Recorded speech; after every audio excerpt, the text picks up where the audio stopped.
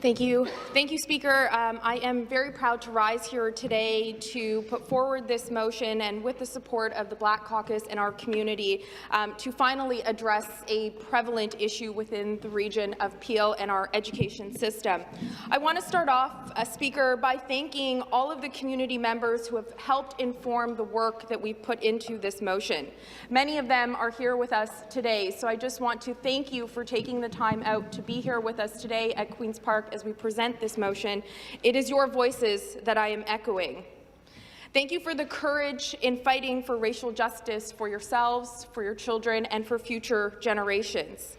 I've had the opportunity to speak directly with many of these individuals since the announcement of the review at the PDSB. Thank you for candidly sharing your thoughts, your concerns, and the ideas on how we can address anti-Black racism within our education system. I also want to thank the families in Peel and across this province who have for decades endured and continue to endure, Speaker, the impacts of systemic racism, which is so clearly embedded in our institutions, impacting every aspect of our lives and how we engage with society. Speaker, education is thought to be the most powerful weapon which we can use to change the world, a quote once made famous by the late Nelson Mandela. This is why it is so concerning to so many of us that a system as political and fundamental as our education system, that within this very system that is meant to shape and mold the minds of future generations, that within these institutions we see racism and other forms of discrimination so deeply embedded and continuously perpetuated, and yet many cannot even identify how pervasive racism is. I want to commend the Minister of Education for initiating a review and for seeking to address the concerns brought forward by the community in Peel.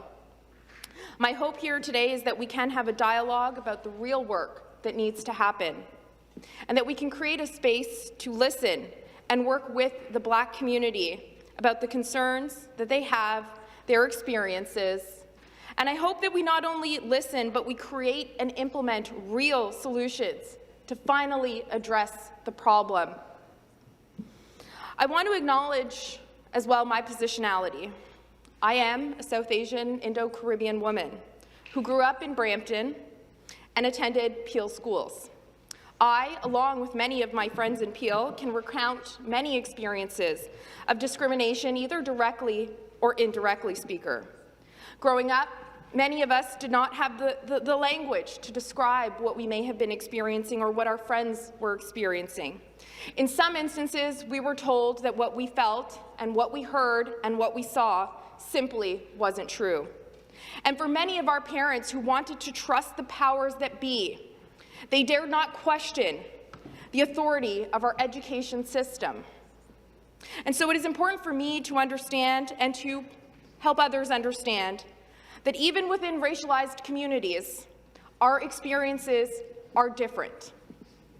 And so today I'm standing here as an ally with the Black community, and I want our conversation to focus specifically on the anti-Black racism that happens within our Peel District School Board.